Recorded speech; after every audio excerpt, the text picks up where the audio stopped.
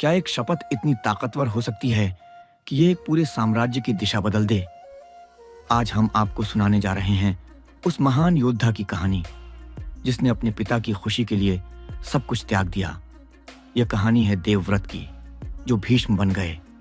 एक ऐसी शपथ की कहानी जिसने महाभारत के इतिहास को हमेशा के लिए बदल दिया। तो तैयार हो जाइए इस रोमांचक और भावुक कहानी के लिए, जहां बलिदान और सम्मान की गूंज हर तरफ सुनाई देती है। नमस्ते दोस्तों, स्वागत है एक बार फिर महाभारत की कहानियों में, जहां हम हर हफ्ते आपके लिए लाते हैं इस महाकाव्य की अनसुनी और दिल को छूने वाली कहानियां। पिछले एपिसोड में आपने सुना शांतनु और गंगा की कहानी, कैसे उनका 8वां बेटा देवव्रत इस दुनिया में आया। आज हम बात करेंगे उसी देवव्रत की, जो बड़ा होकर हस्तिनापुर का सबसे शक्तिशाली योद्धा बना। लेकिन उसकी असली ताकत उसकी तलवार में नहीं, बल्कि उसके एक वचन में थी। यह कहानी है उस त्याग की, उस शपथ की, जिसने उसे भीष्म बनाया और महाभारत की नींव को और मजबूत किया। कहानी शुरू होती है कुछ साल बाद, जब शांतनु का जीवन फिर से एक नए मोड़ पर आया। गंगा के जाने के बाद वह अकेला था। अपने बेटे देवव्रत के साथ हस्तिनापुर का शासन चला रहा था। लेकिन एक दिन जब वह यमुना नदी के किनारे टहल रहा था, उसकी नजर पड़ी एक ऐसी स्त्री पर जिसने उसके दिल को फिर से जोश से भर दिया। वह थी सत्यवती, एक मछुआरे की बेटी, जिसकी सुंदरता और सादगी देखकर शांतनु मंत्रमुग्ध हो गया। उसके काले घने बाल हवा में लहरा रहे थे और उसकी आंखों में एक अनोखी चमक थी। शांतनु ने सोचा, यह वही है जो मेरे जीवन में फिर से खुशियां उला सकती है। और उसने कहा, हे सुंदरी, तुम कौन हो? मुझसे विवाह करो, मैं तुम्हें अपनी रानी बनाऊंगा। सत्यवती ने मुस्कुराकर जवाब दिया, लेकिन उसका फैसला उसके पिता पर निर्भर था। सत्यवती का पिता, एक मछुआरा, पास आया और बोला, मैं अपनी बेटी का हाथ तुम्हें दूंगा, लेकिन एक शर्त है। मेरी बेटी के बेटे को ही हस्तिनापुर का अगला राजा बनना होगा। शांतनु यह सुनकर स्तब्ध रह गया।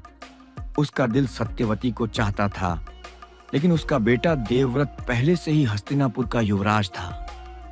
वह उदास होकर वापस लौट गया, लेकिन उसका मन हर पल सत्यवती के ख्यालों में डूबा रहा। देवव्रत, जो अब एक युवा और समझदार योद्धा बन चुका था, अपने पिता की उदासी को देखकर परेशान हो गया। उसने अपने पिता की परेशानी का पता लगाया और यमुना नदी की ओर निकल पड़ा। वह सत्यवती के पिता से मिला और उस शर्त के बारे में सुना। फिर देवव्रत ने एक ऐसी शपथ लेने का फैसला किया जो इतिहास में कभी नहीं सुनी गई थी। उसने कहा, मैं देवव्रत यह शपथ लेता हूं कि मैं कभी सिंहासन पर नहीं बैठूंगा। मैं हस्तिनापुर का उत्तराधिकारी नहीं बनूंगा।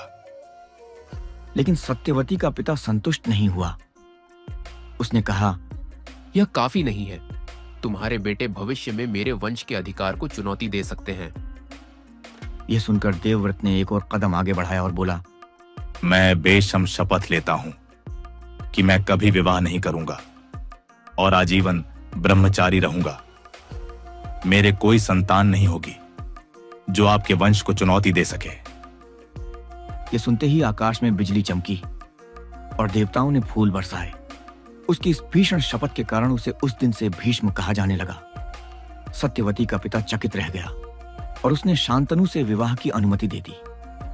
शांतनु और सत्यवती का विवाह धूमधाम से हुआ, लेकिन भीष्म दूर खड़ा अपने पिता की खुशी को देखता रहा। इस शपथ के बाद भीष्म हस्तिनापुर का सबसे बड़ा रक्षक बना। समय बीता और शांतनु और सत्यवती के 2 बेटे हुए, चित्रांगद और विचित्रवीर्य। शांतनु की मृत्यु के बाद भीष्म ने इन दोनों को अपने बच्चों की तरह पाला। यह थी भीष्म की शपथ की कहानी।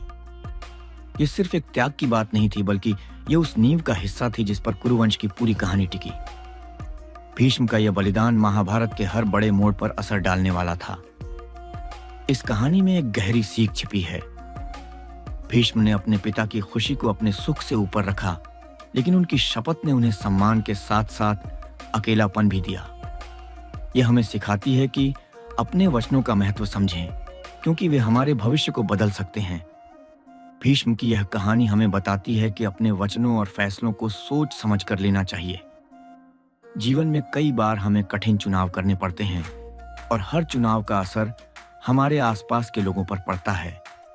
अगली बार जब आप कोई वादा करें तो थोड़ा रुकें, सोचें कि उसका असर क्या होगा। अपने शब्दों का सम्मान करें क्योंकि वे आपकी पहचान बनाते हैं। अगर आपको यह कहानी पसंद आई तो लाइक करें, सब्सक्राइब करें और बेल आइकन दबाएं। अगले एपिसोड में हम देखेंगे कि कैसे भीष्म ने अपने भाइयों के लिए एक और बड़ा कदम उठाया। तब तक के लिए नमस्ते और खुश रहें।